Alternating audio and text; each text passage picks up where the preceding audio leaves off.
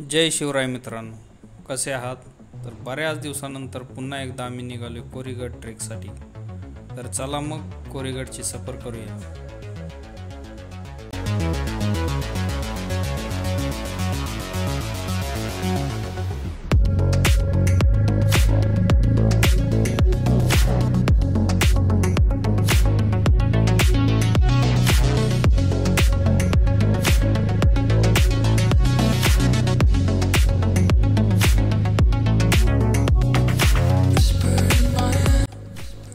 थोडा उशीरच झाला बरं का, कारण ड्युटी करून निघायला थोडा वेळ झाला.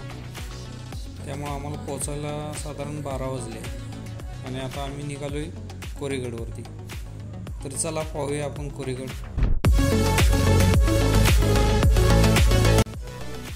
गडाच्या पायथ्यापर्यंत जाण्यासाठी एक पाऊल वाट आहे छोटी.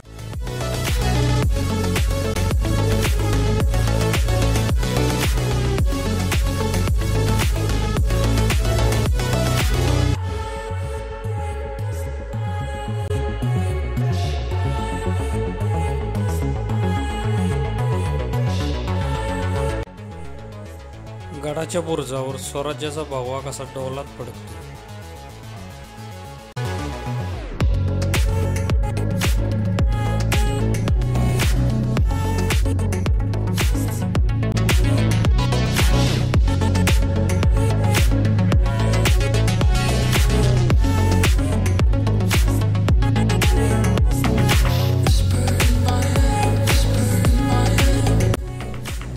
थोडं पुढे गेल्यावर दाट हिरवीगार झाडे आहेत. फेब्रुवारीचा महिना असूनही किती थंड वातावरण आहे. पक्ष्यांचा किलबिलाट, मनाला मोहून टाकणारा फुलांचा सुगंध. या वातावरणात मन प्रसन्न होते. असं वाटते की इथंच राहावं. ही निसर्गाची देण आपल्याला इथंच अनुभवायला भेटेल.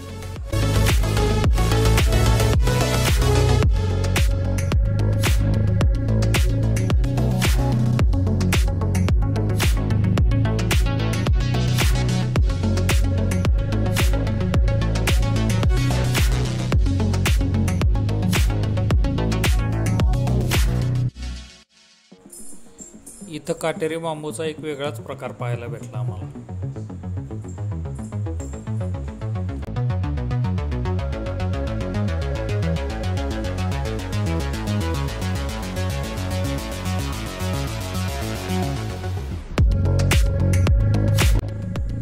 चढण थोडे अवघड आहे. पावसाळ्यात तर खूप हाल होत असतील चढताना.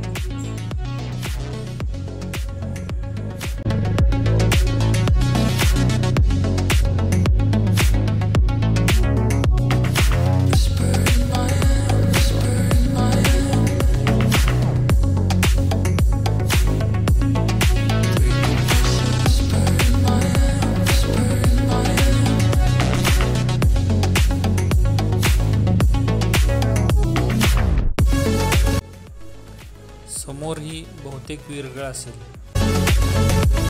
फायनली आम्ही आता येऊन पोचलोय गडाच्या पायथ्याशी. समोरचा हा फलक आहे, यावर गडाची संपूर्ण माहिती दिलेली आहे. थोडं पुढं आल्यावर इथे एक गणेश मंदिर आहे. गणेश मंदिराच्या बाजूलाच अखंड दगडात कोरलेली एक गुफा आहे. गुफेत 4 खांब आहेत.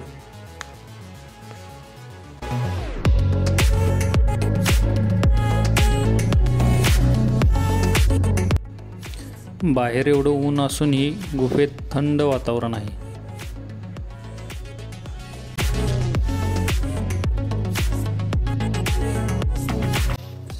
इथून पुढे आल्यावर आणखी 2 गुफा आहेत. एका गुफेत पाण्याची टाकी आहे. त्या पाण्याच्या टाकीमध्ये स्वच्छ पिण्यायोग्य पाणी आहे. या गडाची उंची साधारण 1050 फूट आहे. एवढ्या उंचीवरही या टाकीत पाणी कसं राहत असेल हा संशोधनाचा विषय आहे. आपण येऊन पोचले गणेश दरवाजाजवळ. समोर जो दिसतोय तो गणेश दरवाजा आहे. एवढी वर्ष उलटून ही भक्कम अशी तटबंदी आहे. छत्रपती शिवाजी महाराजांच्या इतिहासामध्ये या किल्ल्याला विशेष असं महत्त्व होतं। शिवाजी महाराजांनी पुरंदरच्या तहामध्ये मुघलांना 23 किल्ले दिले होते आणि स्वतःकडे 12 किल्ले ठेवले होते। या 12मध्ये हा कोरीगड एक होता। म्हणजे महाराजांच्या दृष्टीने हा किल्ला किती महत्त्वाचा आहे हे समजतं। किल्ल्याची समुद्र सपाटीपासून उंची साधारण 3050 फूट इतकी आहे।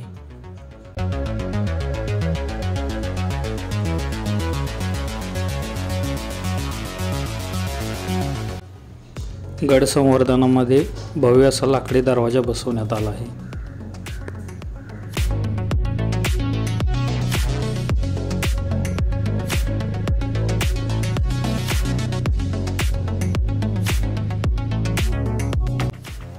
गणेश दरवाजातून आत आल्यानंतर हा उजव्या बाजूला एक टेहळणी बुरुज आहे। गडाच्या आतील भिंतीची बरीच पडझड झाली आहे। गणेश दरवाजाचाही काही भाग ढासळला आहे।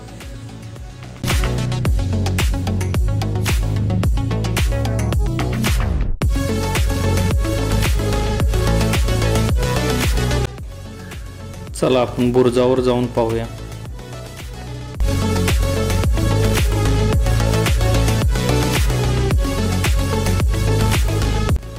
या बुरुजावर उभा राहून समोरून येणाऱ्या शत्रूवरती लक्ष ठेवलं जायचं।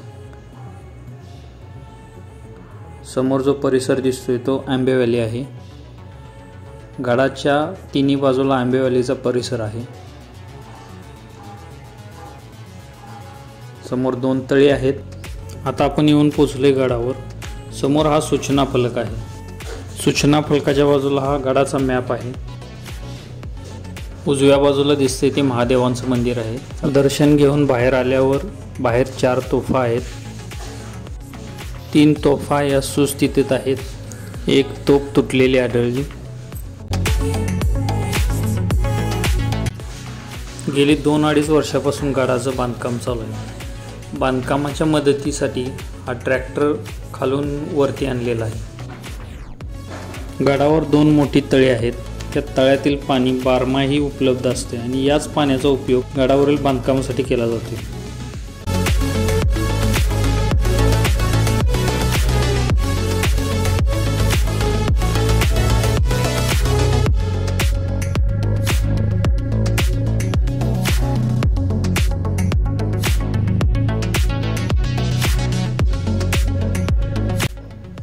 समोर दिसतोय तो गडाचा भव्य असा परिसर आहे।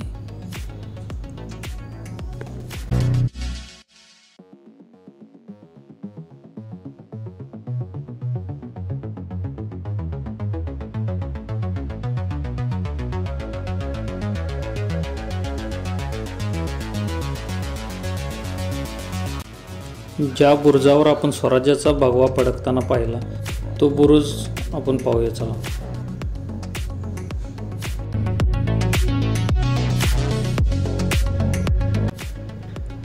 या बुरुजाला झेंडा बुरुज असं नाव देण्यात आले आहे। या बुरुजावर स्वराज्याचा भगवा अखंड फडकत असतो।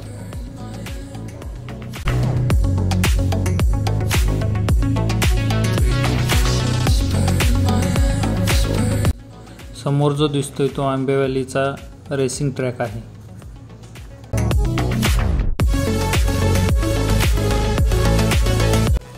झेंडा बुरुजावरून पुढे आल्यानंतर हे एक मंदिर आहे।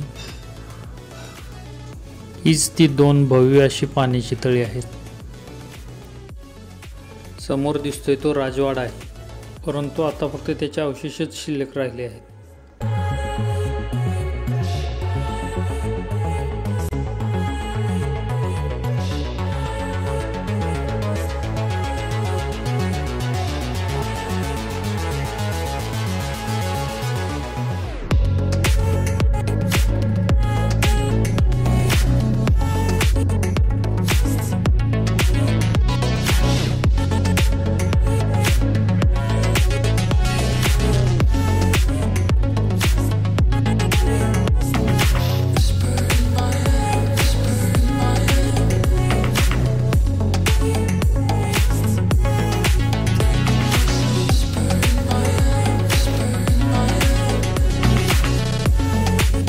पूर्वीच्या काळी वाड्याचे लाकडी खांब उभा करण्यासाठी असा हा दगडाचा साचा बनवला जायचा।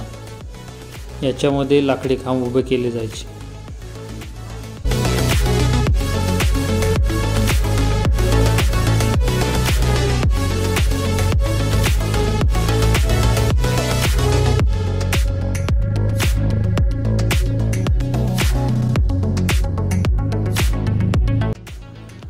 वाड्याचे अवशेष पाहून पुढे आल्यावर कोराई देवी मंदिर आहे. गडावर राहण्यासाठी रात्री उत्तम आणि सुरक्षित अशी ही जागा आहे. गडावर एकूण 6 तोफ आहेत. यापैकी ही एक लांब पल्ल्याची भव्य अशी तोफ आहे.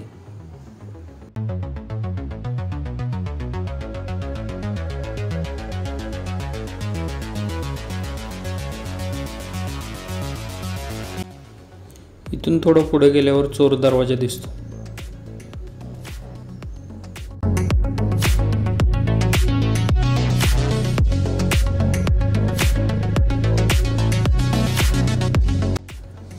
चोर दरवाजाची पडझड झाल्यामुळे सध्या तो बंद आहे. इथून थोडं पुढे गेल्यावर समोर जो दिसतोय तो चिलखती बुरुज आहे. चिलखती बुरुज ढासळल्यामुळे तो बंद करण्यात आला आहे. चिलखती बुरुजाच्या खालचे या आंबेवालीचे सुंदर दृश्य आहे. हिरवीगार झाडे आहे.